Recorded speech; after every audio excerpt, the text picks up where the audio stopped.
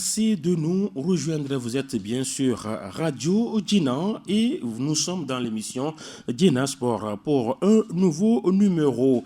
Quel crédit accordons-nous aux éperviers du Togo dans l'optique de la double confrontation contre l'Égypte pour le compte des éliminatoires de la CAN 2021 repoussée d'un an?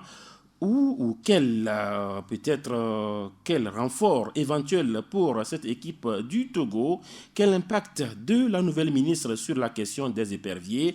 Voilà les préoccupations sur le premier point dans cette émission. Chantier Lidi Bessi Kama, au-delà des crises à gérer, il se pose un problème criard de la ressource humaine au niveau du ministère togolais des Sports. Comment la ministre LBK devrait réorganiser son cabinet, on en parle. Et puis le Sénat Togo apparemment dans les rangs désormais. Un chronogramme, on ne peut plus détailler, fixe les dates pour le processus devant aboutir à l'AG élective. Pourrons nous parler déjà de sortie de crise? Voilà, entre autres questions à poser à nos invités qui sont déjà sur ce plateau. Nous sommes avec Grégoire Attignon de Radio Sport FM Lomé. Grégoire, bonjour. Bonjour Latif.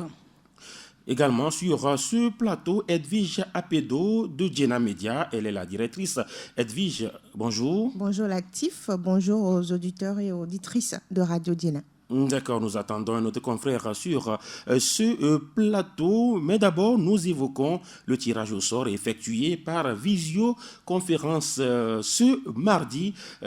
Il s'agit bien sûr du tournoi qualificatif qui a lieu à Lomé, comptant pour la CAN U20. Le Togo hérite justement de certains pays frontaliers, Burkina, Bénin et puis le Niger. Edwige Apedo, ça fait un groupe à 4 nations pour le Togo contre le deuxième groupe à 3 nations. Oui, le Togo aujourd'hui hérite, vous l'avez dit tout à l'heure, du Burkina Faso, du Bénin et du Niger, contrairement à l'autre groupe qui sera à 3. Aujourd'hui, on va dire que les Togolais, je ne sais pas si c'est... Ils sont chanceux parce qu'on aura au moins à jouer plusieurs matchs. Et après, le classement verra qui est meilleur pour pouvoir aller à cette compétition. Maintenant, donc, quand vous prenez le groupe, les éperviers, depuis que la crise est arrivée, bien avant même le regroupement, il y avait eu un début de préparatif avec les éperviers. Mais aujourd'hui, je ne sais pas vraiment si on est prêt pour pouvoir disputer ces matchs. Les autres nations également, on va dire qu'avec le coronavirus, les autres nations également n'avaient pas eu à travailler. Mais est-ce que les Togolais sont vraiment prêts pour pouvoir disputer ce tournoi, je vais dire, parce qu'avec ces pays, je ne pense pas. Est-ce qu'on a les valeurs sûres pour pouvoir rivaliser avec ces autres nations?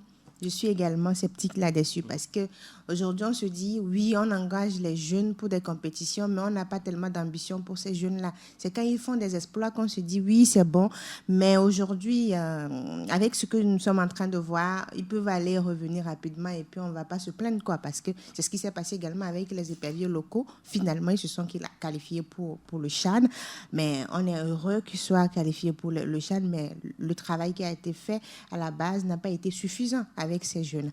Il y a un dénominateur commun, on dira la crise sanitaire, Grégoire Attignon, sauf que il y a un début progressif de reprise des activités dans certains pays, lorsque vous prenez le Burkina Faso, lorsque vous prenez également le Niger, le Bénin également, sauf qu'au Togo, c'est toujours le statu quo. Est-ce que c'est des détails qui pourront quand même être fatals pour le Togo? Oui, quand on prend l'équipe des U17 qui sera à Cotonou pour ce tournoi qualificatif, je crois que pendant cette période, c'est vrai qu'il n'y avait pas d'activité, mais on aurait quand même appris que cette équipe, le sélectionneur de cette équipe, Maurice Nouzoudier, a quand même essayé de commencer un travail sur les terrains périphériques avec un nombre de joueurs, et par après, il y a quand même ce regroupement qui a été organisé au niveau donc de à Limay, où cette équipe s'est retrouvée là-bas pour quand même essayer de préparer cette compétition. Maintenant, l'équipe a fini une première partie de ces préparatifs et est maintenant à Lomé et ensuite va reprendre ces préparatifs-là. Vous avez évoqué un point tout à l'heure, je suis d'accord avec vous. Pendant que les autres commençaient par se préparer, nous, on était toujours à la maison. Pourquoi? Parce que oui, les activités sportives ont été suspendues, ces activités n'ont pas repris, et donc ça fait que les équipes des jeunes, bien toutes les équipes n'ont pas repris les préparatifs, et donc ça va être un handicap, si on peut le dire ainsi, pour ces sélections-là. Maintenant qu'on est en train de se préparer, surtout au niveau des U17, on sait que la compétition c'est en décembre, on peut dire que cette équipe a peut-être encore un temps pour mieux se préparer, mais qu'on sera suffisamment prêt pour aller maintenant participer à cette compétition. Quand on sait que lors de la précédente édition au Niger, le Togo, on peut le dire, oui, c'est vrai que cette équipe était éliminée au tour préliminaire, mais cette équipe-là avait démontré quelque chose et était éliminée par quoi? Parce que face au Ghana, c'était pratiquement également avec le même nombre de points, mais il y a eu un carton rouge qui a défavorisé un tout petit peu cette sélection de Maurice Nossoudjé. Voilà un peu comment ça se passe. Maintenant, par rapport à cette nouvelle étape où on se retrouve avec le Bénin, on se retrouve avec le Niger et le Burkina Faso, on peut dire que oui, c'est des adversaires qui ne sont pas des adversaires de taille pour le Togo, mais on ne connaît pas la forme de ces équipes-là. On ne connaît pas la forme de l'équipe du Burkina, que ce soit la forme... Ce ne sont pas des adversaires de taille, je ne sais pas bien cerner. Oui. Ça veut dire que le Togo est favori devant ces... Non, je ne dis pas que le Togo est favori, mais c'est des adversaires qui sont à la portée, qui sont peut-être également à la portée de cette équipe du Togo. Oui. C'est-à-dire que c'est des équipes qui se valent. Il n'y a aucune équipe qui est au-dessus de l'une ou de l'autre. Donc ça veut dire que le Togo a quand même sa chance à jouer dans ses qualifications. Par rapport au vécu, Edwige Apedo, le Bénin, le Burkina, le Niger ont déjà joué la CAN U20, sauf le Togo. Hein. Oui, le Togo n'a jamais disputé la CAN U20, mais le Togo a disputé la CAN cadette. Donc aujourd'hui, si... La CAN cadette au nom de l'organisation. Oui, en 2007. Parce que le Togo était quand même le pays organisateur. Oui, mais le Togo est le pays organisateur, mais le Togo a disputé quand même la CAN cadette. Oui. Et c'était de l'eau à votre boulet, en fait. Mais quand vous prenez la performance de ces joueurs, je parle de la CAN cadette avec des Mani Sapoul et autres, on a eu, quoi qu'on dise, on a eu une bonne compétition, on a eu une belle prestation au cours de cette compétition. Mais juste après, il n'y a pas eu un suivi par rapport à la formation des jeunes. Parce qu'aujourd'hui, quand vous prenez, on a la CAN U17 qui, avec les éliminatoires, on se dit qu'on ne travaille pas la base, mais on engage les jeunes. Mais ils vont aller faire quoi? Au niveau de la formation également à la base, on a parlé de ça la dernière fois. On se demande ce qui se fait réellement dans les centres de formation. C'est juste quelques-uns qui sont en train d'exceller, d'être performants. Mais ce qui se fait, la formation même, on ne sort plus de joueurs. Quand vous voyez, c'est un produit fini, quoi. Quand vous prenez aujourd'hui Manchester United avec Marcus Rashford, aujourd'hui, c'est lui qui sauve les Red Devils aujourd'hui. Mais c'est parce qu'il a été formé quelque part. Il a été formé dans un centre. Mais aujourd'hui, au Togo, on a plein de centres de formation. Mais l'objectif, c'est quoi? Est-ce que c'est juste de former les jeunes et puis c'est tout? On ne sort pas des pépites, en fait. On n'en a plus.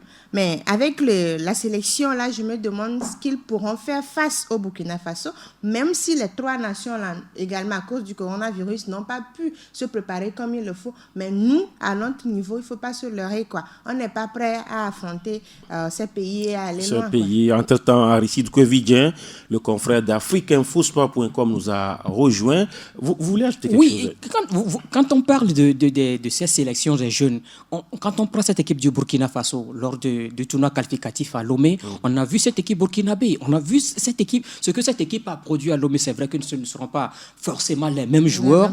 Il y aura également d'autres nouveaux joueurs, mais je sais qu'il y aura des joueurs qui seront encore là pour ce tournoi qualificatif. Donc, je me dis que les autres essaient de travailler pendant que nous, on dormait. Il y a une continuité dans le travail. Quand on prend notre équipe nationale, quand est-ce qu'on a repris les préparatifs?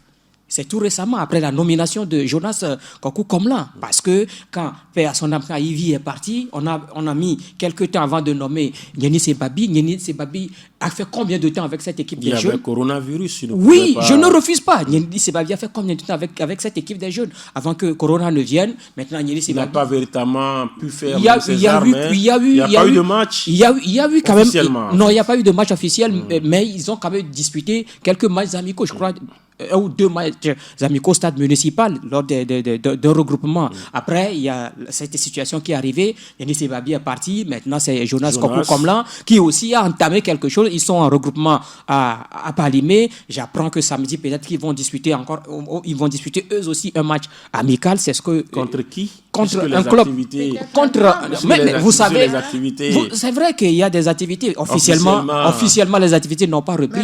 Mais les clubs continuent. Les clubs s'entraînent. Les clubs se préparent pour la saison à venir. Donc, c'est un peut-être. Défi, contre l'autorité. Non, mais l'autorité. Mais c'est également l'autorité qui a permis à cette sélection-là de s'entraîner, mais pas de faire des matchs amicaux. Aristide Covidien, on parle justement de ce tirage au sort qui n'engage pas que l'équipe junior du Togo, mais l'équipe cadette également, qui hérite aussi des mêmes adversaires. Ça, ce sera pour un tournoi qualificatif pour, en tout cas, également la phase finale, mais ça va se jouer à Cotonou au Bénin. Rapidement, pour refermer cette fenêtre-là, est-ce que le Togo véritablement a ses chances quand on sait que le Togo n'a jamais pu se qualifier directement sur le terrain pour l'une de ces phases finales de compétition? Aristide Covidien. Oui, je crois d'ailleurs que c'est une très belle opportunité, n'est-ce pas, pour les deux sélections, U17 et U20, de pouvoir s'illustrer de la plus belle des manières cette année. Vous l'aviez dit tout à l'heure, en 2017, le Togo a organisé la compétition sans avoir participé donc aux éliminatoires. Aujourd'hui, avec, le format qui permet aux différents pays de se qualifier, ça a été toujours difficile pour les nôtres. Vous voyez au niveau de l'UFOA B, c'est 2 pays qui se qualifient, c'est-à-dire les finalistes. Au niveau de l'UFOA A, c'est un seul pays.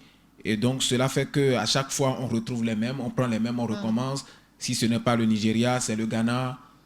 Si ce n'est pas le Ghana et le Nigeria, c'est peut-être la Côte d'Ivoire. On prend les mêmes, on recommence chaque année et on est là en tant que spectateur.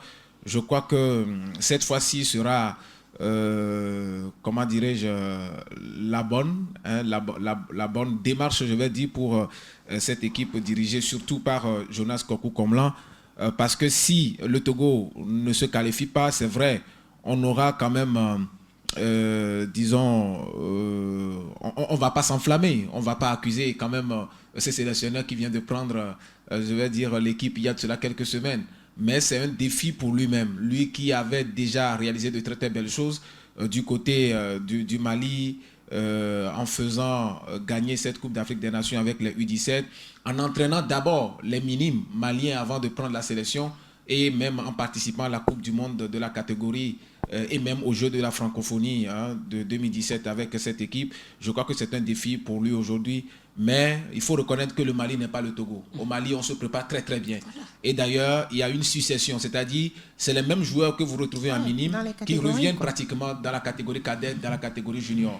Je pense que pour avoir fait cette expérience, Jonas Kokou Komlan pourra quand même prodiguer du petit conseil à nos autorités pour leur dire on n'obtient pas le résultat de façon hasardeuse. Eh bien, cela se prépare, et les minimes et les cadets.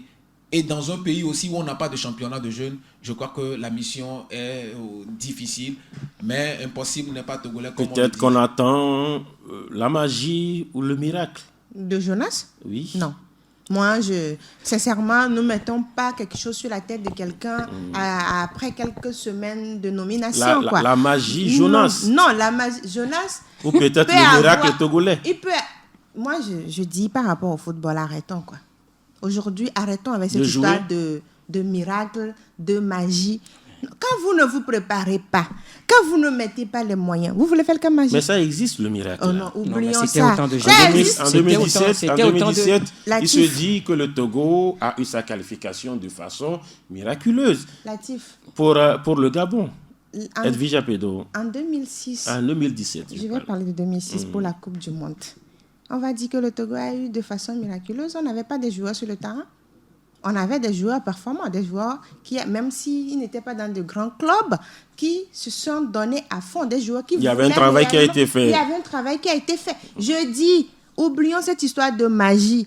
Oh Seigneur, aide-nous. Non. Ou de miracle. Les deux là, oublions. Seigneur ne va pas vous aider tant que vous ne vous préparez pas, vous ne mettez pas les moyens. Vous pouvez amener José Mourinho, comme aujourd'hui vous avez amené Jonas Kokou. Je dis vous, je parle de la fédération et des autorités sportives. Jonas va venir. Il est meilleur. Au Mali, il a été meilleur. Il a mis en place quelque chose. Il ne va rien faire pour cette compétition-là. Je parle de cette compétition. Parce qu'aujourd'hui, ce qu'il y a à faire, certes, on se fera éliminer.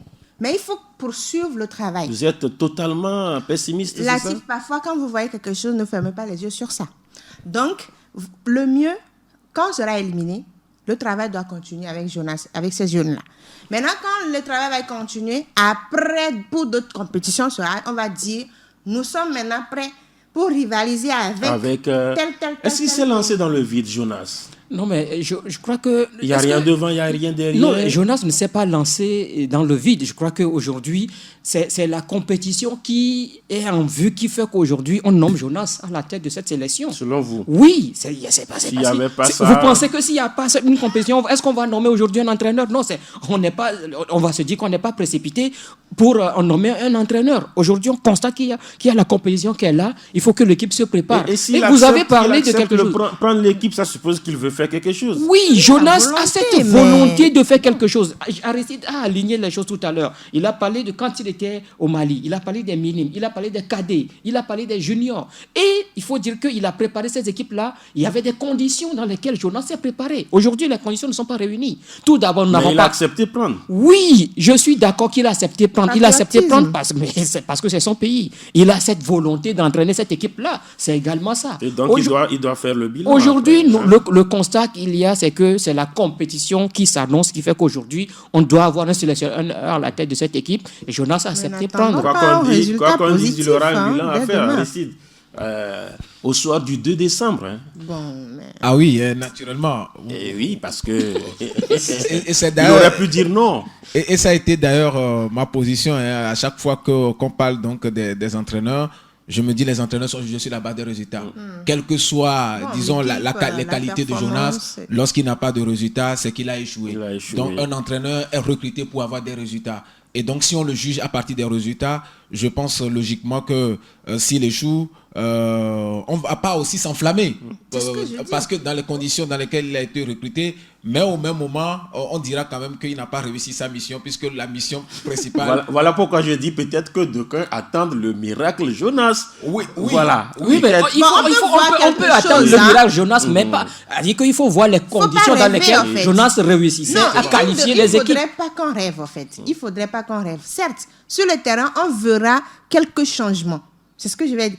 On verra quelques changements, surtout sur le système mis en place, sur le plan tactique et sur le plan tactique et autres. Mais qui pourrait peut-être amener à un résultat. On va dire, bon, il y a il y a quelque chose, on sent quelque chose. Mais ne disons pas qu'on va attendre un gros résultat de la part de Jonas. Moi, je pense que c'est vrai, il peut toujours... il n'a pas forcément la baguette magique, mais il peut toujours tenter quelque chose. Moi, je dis souvent, les équipes qui se sentent en difficulté, que ce soit au niveau de nos sélections ou au niveau des pays, dans les championnats, précisément au niveau des clubs, lorsque vous avez de bons joueurs et que vous avez un mauvais entraîneur... Ça ne marche pas. Non, mais vous pouvez réussir. Dès que vous avez de bons joueurs... Il faut mettre en place un système et puis... C'est-à-dire, et des joueurs qui ont l'habitude de jouer ensemble dans une sélection ou dans une équipe, et que vous avez un mauvais entraîneur qui fait peut-être des choix hasardeux ou qui n'est pas totalement, disons, confiant au haut niveau, vous pouvez réussir. Mais lorsque vous avez un entraîneur qui, visiblement, je vais dire, n'a pas les conditions, et vous avez de mauvais joueurs, vous n'aurez pas... Je ne sais pas si vous comprenez un peu ma logique. Mais de la même façon, lorsque vous avez un mauvais entraîneur et de mauvais joueurs... Ça s'empire. Oui. Mais dans ces conditions, je vais chuter. Dans ces conditions, pourquoi est-ce que je fais cette analyse? Parce que je me dis, Jonas, dans le cas du Mali, il n'avait eu qu'un mois pour préparer cette compétition. Parce que le Mali, à cette époque, était sanctionné. Et donc, il a il a pris près de 500 joueurs. Ce qu'il a fait, on l'appelle souvent la détection. C'est-à-dire prendre 500 joueurs, c'est trop. Et donc, ils ont sélectionné parmi les 500 jusqu'à avoir un échantillon de 50 joueurs. Et c'est parmi les 50 joueurs qu'ils ont finalement choisi les 23 qui ont participé donc à la compétition. Et c'est parmi ces 23 qu'on est finalement arrivé à détecter un certain Mohamed Aïdara, aujourd'hui qui fait la fierté donc de la sélection senior. C'est pour vous dire que si le Togo a véritablement des joueurs visiblement, on peut avoir un entraîneur même dans les dernières secondes, mais le Togo peut faire quelque chose. La preuve avec la sélection senior. Vous n'allez pas me dire forcément que le Togo s'est qualifié pour la CAN 2017. Vous aviez dit que c'est dans des conditions inhabituelles ou inattendues. Mais vous n'allez pas me dire que le sélectionneur français... On était entre guillemets parmi les meilleurs deuxièmes. Oui. Donc on était entre guillemets rachetés. On était rachetés. Il y avait des calculs à faire. Mais si le Mali avait battu à l'époque le Bénin... Il y avait 6 jusqu'à 3. Il y avait 3-6. Et le Togo a franchi les 3-6. En faisant cette analyse... C'est pourquoi on parle du miracle. En faisant cette analyse... Bon, à ce niveau, il n'y a pas de problème quand on parle de miracle. Le Togo s'est qualifié d'ailleurs pour la CAN 2017, mais pas forcément parce que le technicien français était venu. C'était pas à 90%, non, disons, pas une réussite de Claude Leroy. Oui. Ça veut dire que les joueurs étaient déjà là. Les Adebayor, les Gakpé, les Serge Akakpo étaient déjà là. C'est pour vous dire que dans ces mêmes conditions, si le Togo doit réussir, cela dépendra en majeure partie des joueurs que nous avons. On va parler justement... Mais ça dépendra également de la politique de cette fédération-là. Aujourd'hui, Grégoire, on va évoluer dans le débat quand même. On va parler maintenant du 16 éperviers, justement, qui jouent aussi en Égypte, qui joueront en Égypte et qui joueront au Togo également, si les choses restent en l'état. Quel crédit vous accordez à ces éperviers-là face à l'Égypte? Non, mais il faut se dire la vérité. Par rapport au stage que cette équipe vient de faire tout récemment, avec finalement un match amical disputé. On voit également le résultat face à quel adversaire, le Soudan. Sincèrement, moi, je crains un tout petit peu pour cette équipe nationale du Togo. Il faut avoir le courage de le dire parce que, oui, c'est vrai, ça fait longtemps qu'on a également vu la forme de l'équipe égyptienne, mais quand on prend individuellement les joueurs égyptiens, c'est des joueurs qui évoluent dans des grands clubs, c'est des joueurs pétris de talent, c'est des joueurs qui sont bons. Maintenant, quand on prend notre équipe nationale, véritablement, ce n'est pas ça. Parce que par rapport au stage effectué tout récemment en Tunisie, les joueurs qui étaient en Tunisie, je me dis qu'on ne va pas retrouver ces joueurs tels qu'on connaît Claude Leroy, on ne va pas retrouver ces joueurs-là lors de cette double confrontation. Il y a certains joueurs qui étaient là qu'on ne va certainement pas retrouver. Claude Leroy va certainement faire appel à d'autres joueurs pour quand même venir étoffer... Pour les essayer face à l'Égypte? Non, pas pour les essayer. Ceux-là qui devaient être là, qui n'étaient pas là. Claude Leroy va certainement les appeler. Mlapa n'était pas là, là-bas n'était pas là, ce qui veut dire que ces joueurs vont certainement revenir. Et c'est une évidence. Et c'est une évidence parce qu'on veut... Ça suppose que Claude a encore des arguments. Bon, Claude a encore des arguments, mais c'est ce que moi je dis. C'est vrai que oui, ces joueurs n'étaient pas là et qu'il a cherché d'autres joueurs pour pallier leur absence. Mais quelque part, il faut dire que nous préparions cette double confrontation et c'est dans ce match-là qu'on devait véritablement voir l'équipe qu'on devait avoir pour la double confrontation face à l'Égypte. Ce n'est pas en essayant d'autres joueurs. Oui, je ne dis pas que ces joueurs ne sont pas bons. Je ne suis pas contre ces joueurs. Parce qu'il y a eu un match, il devait avoir 3 matchs. Oui, il devait avoir 3 matchs. Mais s'il devait avoir 3 matchs, ce qui veut dire que les joueurs convoqués, tous devaient jouer. Maintenant que tous n'ont pas joué, il a été obligé quelle équipe maintenant Claude Leroy doit avoir pour jouer l'Égypte tout d'abord en aller et maintenant l'Égypte au retour? Moi, c'est la réponse que je voulais de toi finalement. Tu chutes par une question, Edwige Pédo. La question vous revient alors. Est-ce que le Togo véritablement a ses armes ou vous allez encore faire des analyses patriotiques, Edwige Pédo? Je ne fais jamais d'analyse patriotique. Non, c'est une façon de parler, de façon générale. Et c'est une façon de vous répondre également. D'accord. Alors, le Togo, aujourd'hui, on n'a pas d'équipe type, on n'a pas de stabilité dans l'équipe, on n'a pas l'esprit d'équipe dans l'équipe, on n'a pas d'ambition dans cette équipe. Il y a beaucoup de choses. Aujourd'hui, Grégoire a dit, il a dit que quand on voit le stage effectué par les éperviers du Togo face au Soudan, et finalement ça a donné un but partout. Heureusement, pour une fois, le Togo a marqué 2 buts. Un pour et un contre. Voilà. Donc, sur un aspect, c'est bon? Au moins 2 buts. Donc, sur cet aspect, voilà. Donc, aujourd'hui, quand je parle de stabilité, quand vous prenez les éperviers ou bien les joueurs convoqués par Claude Leroy, il y a toujours un changement. Il y a toujours. On n'a jamais eu une liste qui se suit à chaque convocation, mais qu'on retrouve les mêmes joueurs. En fait, il y a toujours un changement. On me dira, il faut prendre les performants. C'est ce qu'on dit. De convoquer ceux qui sont performants, ceux qui sont en compétition. Mais quand vous prenez les convocations de Claude Leroy, les joueurs, d'abord, ne sont pas en jambes. Les joueurs n'ont pas assez de temps de jeu dans leur club, mais savent qu'ils ont une place garantie en sélection tant que le sélectionneur français est là. Est-ce qu'on a du mieux quelque ailleurs? On a mieux. Est-ce qu'on a mieux? On a mieux quand on prend ce qu'on sait que... Bon, il y a, comment on appelle, Diène Daconan qui est en Espagne, il joue. Bon, il a joué quelques bribes. C'est un exemple que je donne. Je sais que Diène est titulaire à chaque journée avec Getafe. On le prend parce qu'on sait qu'il est en compétition. Il a du temps dans les jambes. On regarde également dans les autres championnats. Quel joueur togolais est... Parce qu'on a toujours une liste. Et c'est dans ça qu'on prend. Mais on ne va pas attendre... On va me prendre quelqu'un, on dit quoi, comment il s'appelle, à Monténégro, quelque part, on dit, non, demain on prend telle personne qui est en Tunisie, demain. C'est qu'il n'y a pas une stabilité à ce niveau. Quand je parle d'équipe type, aujourd'hui, si on vous demande, faites le 11 des éperviers, on ne pourra pas. Moi, par exemple, je ne pourrais pas vous le faire.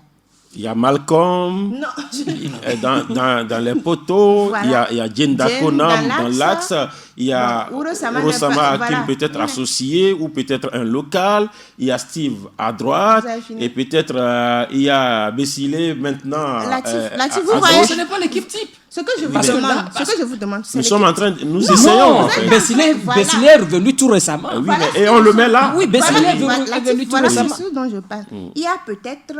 Il y a Bessile à côté. Il y a James Olufade. Il y a Choufranco. Oui. Aujourd'hui, on n'a pas. Vous ne pouvez pas sortir le 11 du Togo. Parce que à tout moment, je parle de stabilité, on change.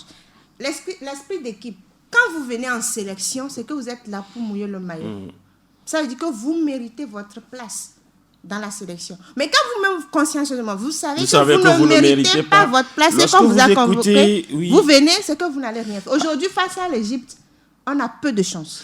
Aristide, lorsque vous écoutez les différentes analyses, on retiendra que la méthode, Claude, est toujours décriée. Ça manque de méthode. Parce que lorsqu'on dit qu'il n'y a pas de continuité scientifique, c'est que c'est la méthode qui manque, Aristide Covignan. Oui, vous avez peut-être raison, mais au même moment, moi, ce qui me préoccupe beaucoup plus par rapport à sa stratégie, c'est le système de jeu. Parce que vous savez, habituellement, au niveau des sélections nationales, c'est en fonction des joueurs qu'on a qu'on essaie d'expérimenter un système de jeu. C'est-à-dire, il n'y a pas un système de jeu typique pour telle équipe nationale. C'est en fonction des joueurs que vous avez à votre disposition. Et donc, dans le contexte togolais, je remarque tout simplement qu'on est habitué avec ce système de 4-2-3-1 avec beaucoup plus... qu'on est habitué, c'est une institution de la fédération ou c'est une institution d'un entraîneur qui est arrivé? Non, mais du sélectionneur. Parce que moi, j'ai découvert... Claude Leroy. Oui. Moi, j'ai découvert ce système. Sauf que, comment on dit, son prédécesseur avait commencé quand même à jouer ce système avant. Tom Saint-Fit avait commencé. Oui, mais Tom Saint-Fit jouait plutôt le 4-5-1. Non, c'est avec Saint-Fit que le Togo a commencé par jouer le 4-2-3-1. C'est avec Tom Saint-Fit, en fait.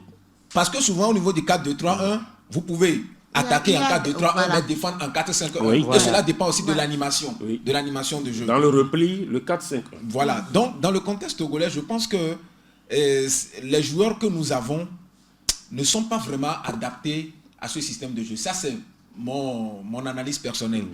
Je le dis simplement parce que quand j'observe les différentes rencontres, je me rends compte que sur 2 rencontres, le Togo doit encaisser un but. Il peut arriver sur une rencontre que le Togo n'encaisse pas de but. La preuve, le Togo a battu les îles Comores ici 2-0 dans le cadre des préliminaires de la Coupe du monde de football. Mais le match qui a suivi, le Togo a encaissé un but. Donc sur 2 rencontres, le Togo encaisse un but. Donc ça veut dire forcément qu'il y a un problème au niveau de la défense. c'est vrai que depuis l'année dernière, le Togo n'encaisse plus beaucoup de buts. C'est-à-dire comme on l'a vécu avec l'Algérie. Au moins un but. Oui, je vais dire, la moyenne même de buts encaissés par le Togo, c'est un but dans une rencontre ou sur 2 rencontres. Au même moment, ça ne marque pas devant. Si le Togo doit faire un match nul, enfin si le Togo doit gagner, soit c'est 1-0, au pire des cas... Et rarement on marque 2. On marque 2. Les seules fois où on a dépassé, je vais dire, cette gamme-là, c'était face au Djibouti, ici, dans le cadre des éliminatoires de la CAN 2017. Il y a eu 6-0. Et il y a 6-0. Il y a également le match face au Dodo de l'île Maurice, ici au stade de Kégué. On a battu, je pense, on a marqué 4 buts le jour-là face à la sélection circonstancielle d'Aïvi et Kwevi. Et donc, c'est seulement sur ces 3 rencontres qu'on a marqué plus de 4 buts. Et donc, sur les autres rencontres officielles, le Togo n'a marqué que 1 but. Et au pire des cas, match nul 1-1. Ça veut dire que devant, il y a quelque chose. Même avec Adebayor, ça veut dire que offensivement, il manque quelque chose. C'est pour ça, moi, je dis. Vous avez dit, vous comprenez la stratégie de Claude. Jusque-là, le développement, je ne cerne pas sa stratégie. Parce que c'est-à-dire, on encaisse, on ne marque pas de but. Maintenant, la stratégie, c'est quoi? Par rapport à ce système, j'aurais voulu qu'on évolue plutôt dans un 4-3-3. C'est-à-dire avec 3 attaquants, 3 milieux. Et dans ce système, on est sûr que même si on titularise Floyd Haïté, Laba Fodo, ou encore Ilas Bebou, ou Mathieu de Séville, Ilas Bebou, là-bas, c'est des joueurs qui ont tendance à aller vers l'avant et qui peuvent marquer et qui peuvent surprendre l'adversaire, qui peuvent faire le surnombre de la surface de réparation donc de l'équipe adverse. Mais quand on met un seul attaquant en pointe, que ce soit dans l'ancien système avec Adebayor ou aujourd'hui avec Kevin Denke ou parfois avec Laba, regardez sur les dernières rencontres, Laba est en difficulté. Ou au Kenya, on a mis Peniel Mlapa, vous avez vu. Et puis, les joueurs peuvent marquer dans leur club. Mais il faut retenir que le système de club ne s'adapte pas forcément à une sélection. Parce que dans un club, les joueurs ont l'habitude de jouer ensemble. Mais en équipe nationale, c'est des joueurs qui peuvent jouer aujourd'hui avec Grégoire, demain jouer avec Latif, demain jouer avec quelqu'un d'autre. Et ce n'est pas forcément, disons, leur faute parce qu'il y a des blessures, il y a des sanctions. Et tout ça là, ça fait que ça pénalise forcément l'équipe. Pour moi aujourd'hui, face à l'Égypte dans cette double confrontation, il faudrait quand même qu'on change le système de jeu. Le premier aspect. La deuxième chose, c'est par rapport, évidemment, disons, aux joueurs qu'on convoque. Aujourd'hui, vous avez posé tout à l'heure une question à Edwige en demandant si on avait... Est-ce qu'on a d'autres joueurs ailleurs? Moi, je me dis forcément que oui, on n'a que les meilleurs du moment.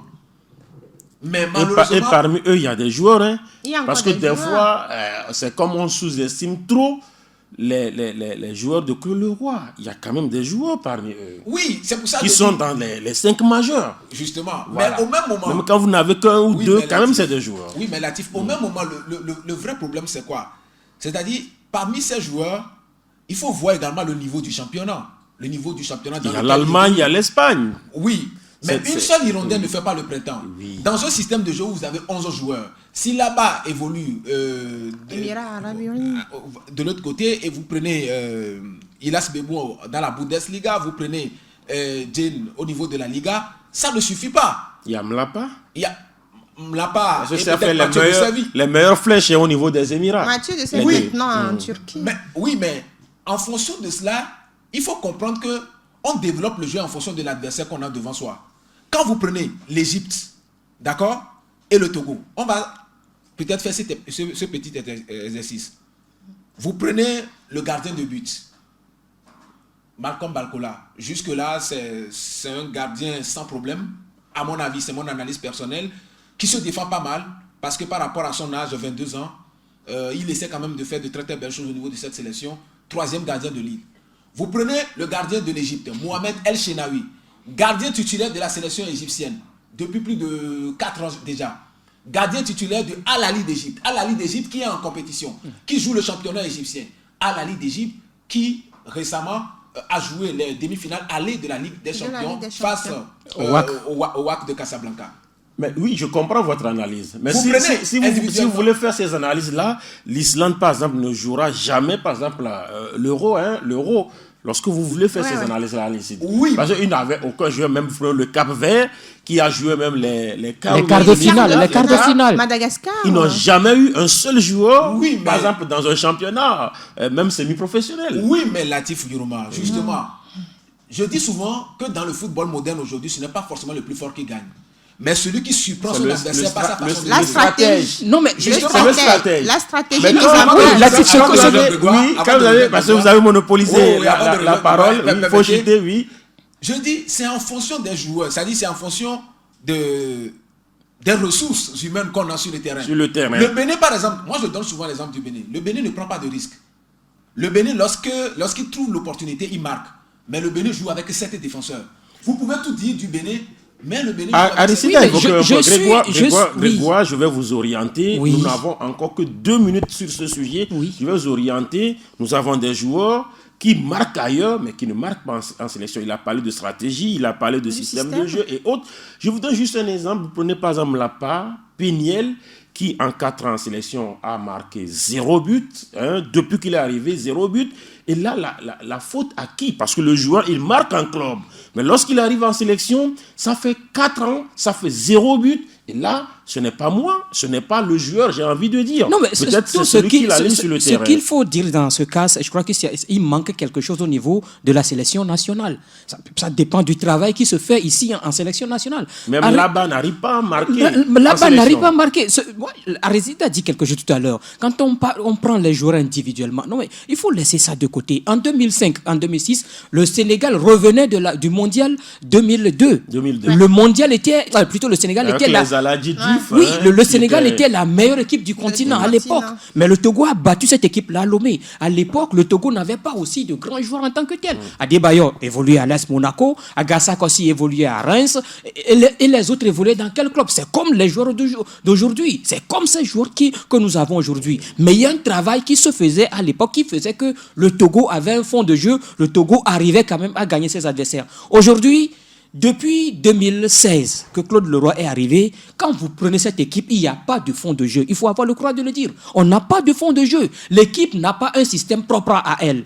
Ça, on ne l'a pas. Mais quand Aristide a parlé de l'équipe du Bénin tout à l'heure, le Bénin joue, certes, avec 7 défenseurs, mais le Bénin en fond de jeu. On a vu le travail que le Bénin a fait à la dernière Coupe d'Afrique des Nations. Le Bénin est allé jusqu'en quart de finale de cette Coupe d'Afrique des Nations avec cette équipe-là. Le Bénin a battu le Togo avec cette équipe-là, avec ce système de jeu. Mais pourquoi ne pas avoir également un système de jeu et battre les adversaires avec ce système de jeu? Même si on dit que nous jouons un système 1901, on a vu que Tchanilé a gagné ses matchs avec ce système-là et a qualifié le Togo. Il a encaissé 0 but. Et a qualifié le éliminatoire. Togo pour la Coupe d'Afrique des Nations. Il faut qu'on ait d'abord un fond de jeu, il faut qu'on ait un système de jeu qui doit nous permettre de, même si on sait que là en face, on a un adversaire qui est beaucoup plus fort, mais avec notre système de jeu, on peut évoluer et battre cette équipe. Hier, je suivais cette demi-finale, le retour de la Coupe, de la Coupe de la Confédération. On parlait de cette équipe de pyramide qui ne fait que 2 ans en première division, mais qui a déjà changé 6 entraîneurs. C'est le 6e qui était là hier et qui a battu Oroya 2-0.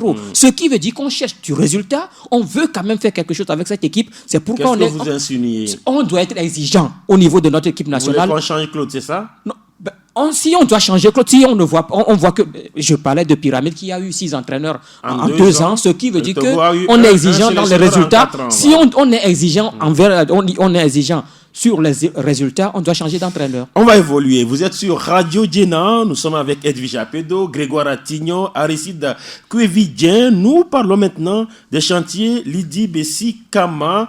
La crise, elle est venue tomber dedans, mais il y a également un autre dossier qui est là, ou bien un autre aspect. Lydie Kama n'a pas véritablement un cabinet fourni, elle n'est pas entourée, il se dit même qu'elle n'a même pas encore de bureau. Elle n'a pas de bureau. Elle n'a rien pour l'instant. Comment est-ce qu'elle peut peut-être avoir des résultats, Edwige Apedo? Je me dis que c'est aussi ça lorsqu'on met les cabinets ensemble. Je parle du sport, de la communication. Il y avait aussi la culture avant. Formation physique, le civisme. La citoyenneté voilà. et tout ça. Quand on met les cabinets ensemble et à un moment donné, on veut éclater tout, c'est ce que ça donne parce qu'on n'était pas préparé à ça. Le Togo avait un cabinet du ministère des Sports. Mais puisque ça a été mis ensemble avec la communication, depuis plusieurs années, depuis quelque temps, ça fait que les ministres, quand ils sont nommés, puisqu'on dit ministre de la communication, des sports, donc tous préfèrent aller au niveau de la communication. Donc, on néglige le cabinet des sports. Aujourd'hui, quand vous allez là-bas, ça ne ressemble même pas à un cabinet de ministère. C'est comme, je ne sais même pas, je ne veux même pas qualifier on parle d'état de délabrement avancé. Voilà. Parce que ça fait honte, quoi. On ne peut pas arriver au Togo, on demande à aller au ministère des Sports, on vous montre au niveau de la plage, allez-y, vous arrivez, c'est le ministère des Sports, ça. Aujourd'hui, on a nommé une ministre des Sports. Est-ce qu'au niveau du gouvernement, on était conscient qu'on n'avait pas de cabinet et qu'il fallait faire des rénovations? Parce que la liste, ce n'est pas le jour qu'on a communiqué la liste que la liste a été sortie. Non, ils avaient déjà la liste depuis. Donc, on pouvait dire, parce que le ministère a éclaté, maintenant on va dire, au niveau du ministère des Sports, commençons en même temps les rénovations à ce niveau. Ce n'est pas que le bâtiment n'est pas bon, mais c'est que c'est délabré. Donc, il fallait commencer les rénovations. Aujourd'hui, ce n'est pas le cas. Quand la ministre veut avoir des réunions, c'est au ministère de la Communication que ça se fait. Et c'est le directeur de cabinet de la Communication qui assiste la ministre. Et après, si le ministre de la Communication aussi veut faire une réunion, c'est le même directeur de cabinet qui doit assister la ministre. Comment elle peut prendre des décisions et travailler dans ce sens-là? Je ne sais pas si on veut vraiment faire développer le sport. Aujourd'hui, soit on oublie carrément ce cabinet au niveau de la plage de Lomé et on trouve autre chose pour le sport, parce que c'est la maison des sports. On trouve autre chose pour le sport, parce qu'il y a des immeubles qui ont été bâtis et tout ça, même au niveau de GTA et tout. Oui, il y a de nouveaux bâtiments qui devraient héberger il y a de nouveaux bâtiments. Trouver un cabinet pour la dame et maintenant, elle pourra nommer de bonnes personnes au niveau de ce cabinet-là. Parce qu'aujourd'hui, elle a besoin d'abord de nommer un directeur de cabinet. Non, on devrait nommer pour elle, plutôt. Oui, je dis, elle a besoin d'abord d'un directeur de cabinet. Voilà. Même si on nomme, c'est pour elle, non? Donc, un directeur de cabinet, un directeur national des sports, un secrétaire général, un attaché de presse, et un attaché de cabinet. Un attaché de cabinet. D'abord 5. Mais aujourd'hui, elle n'a pas de bureau. Comment nommer? On peut nommer même. Vous venez, on travaille et puis après, on part. Donc, Aristide Kovidien, il se dit, lorsque vous écoutez un peu partout, vous constatez, tout le ministère des Sports n'a que 3 personnes apparemment. On parle de Manu Adjiwanou, par notre confrère. Le conseiller Manu Adjiwanou, Zibo Ayuba et puis Adamou Bawa. Ça fait 3. Zibo au niveau de la direction. Et puis on s'arrête là. Voilà l'équipe... pour tout un cabinet chargé de la gestion des sports au Togo, Aristide Kovidien. Oui, ça paraît bizarre. Hein? Ouais. Ça paraît bizarre. Mais au même moment, je me dis, mais c'est une volonté de l'État. Si pendant des années, le sport a été relégué au second plan, ça n'engage que moi. C'est ce que j'observe.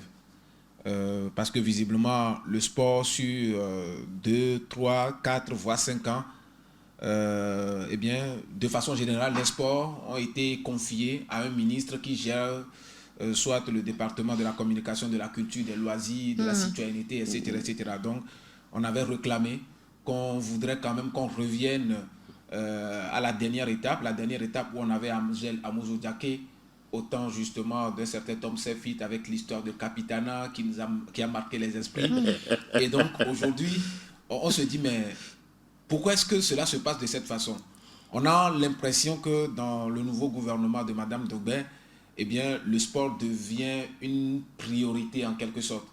Parce que vous savez que depuis un moment, surtout au niveau du football, la présidence s'implique activement. D'ailleurs, quand vous prenez la dernière rencontre des préliminaires des Togolais face donc, aux Ghanéens, où le Ghana nous avait battu 5-1, au retour on a fait, le chef de l'État s'est impliqué en sortant du trésor de l'argent. Vous parlez des U23. U23. Voilà. Ça, on n'a pas communiqué là-dessus. Mais le chef de l'État a sorti de l'argent. Aujourd'hui, en ce qui concerne les journées FIFA, quand vous prenez globalement les rapports qui étaient envoyés autrefois à la présidente de la République concernant cette activité sportive, les journées FIFA coûtaient environ les 35 000 € ou dollars au Togo. aujourd'hui, ces journées FIFA coûtent 7500 donc, au Togo. Il y a pas mal d'informations que la présidence aujourd'hui a. Ce qui fait que cette présidente de la République a envie quand même de redonner aux Togolais une place prépondérante en ce qui concerne le sport. Sauf que ce sport n'a pas pour l'instant de maison. Oui, je le dis. Et ça, c'est une contradiction qui ne dit pas son nom. Et d'ailleurs, je crois que ce n'est pas la première fois. Je ne parle pas forcément des sports. Ce n'est pas la première fois parce que quand vous prenez d'ailleurs le ministère de l'urbanisme, depuis des années, le ministère de l'urbanisme se trouve dans l'immeuble de Togo Télécom à Nyekonakwe. Ça, peut-être beaucoup ne le savent pas. Ouais. Il y a d'autres ministères aussi qui sont dans d'autres départements ou dans d'autres... vous prenez même le ministère des Postes et de l'économie numérique qui se trouve dans le bâtiment de Togo Télécom.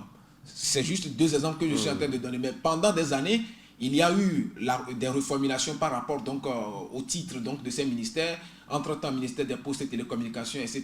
est devenu ministère de l'économie numérique, etc. Vous prenez le même élément ou la même chose au niveau des sports.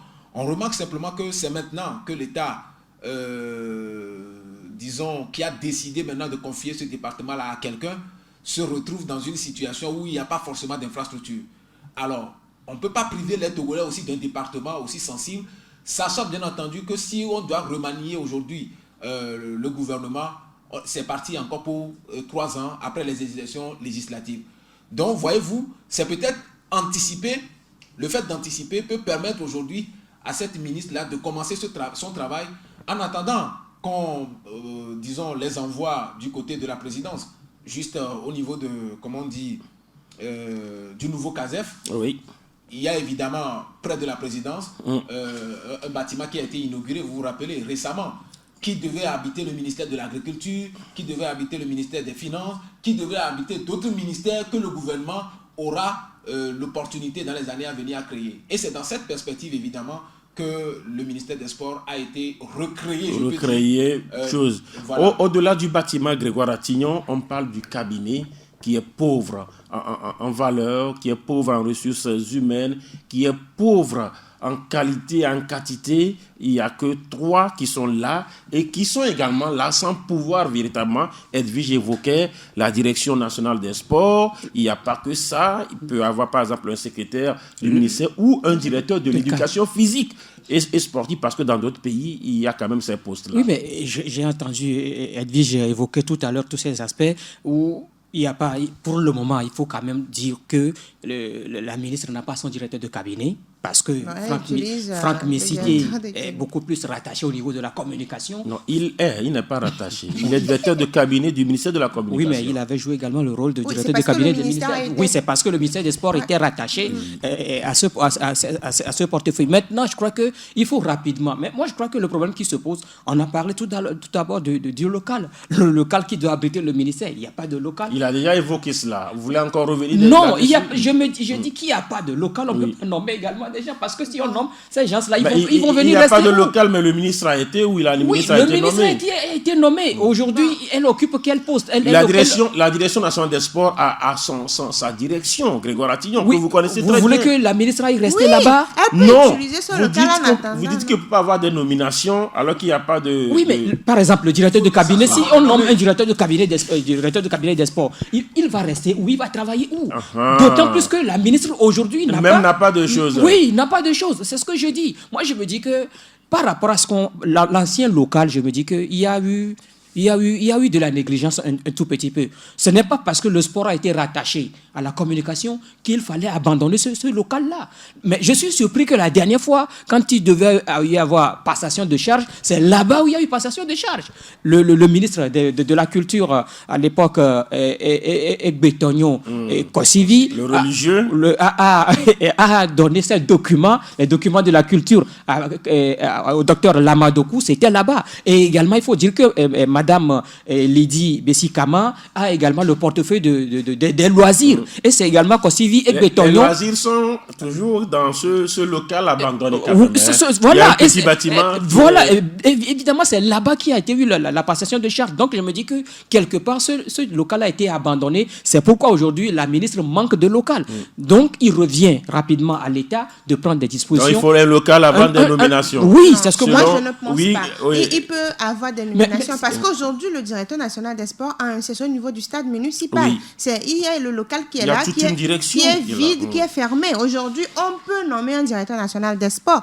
Et au niveau de... Il y a déjà un directeur des sports scolaires et universitaires qui a aussi son local. Oui. Maintenant, le secrétaire général peut être aussi nommé.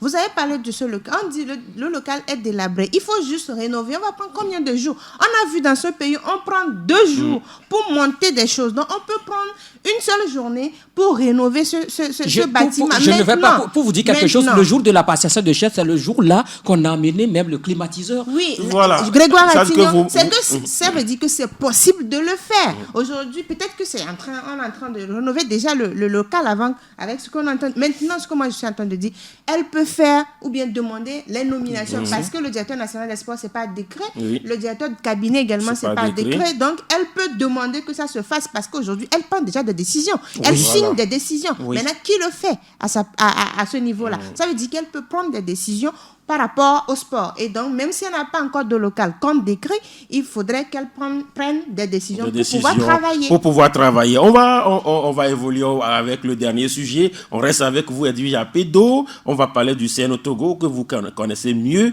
qui apparemment se met dans les rangs, ou se range, ou revient à de meilleurs sentiments, avec justement un chronogramme bien détaillé. C'est un peu comme d'aucuns disent que le CNO fait même mieux que ce qu'on lui demandait.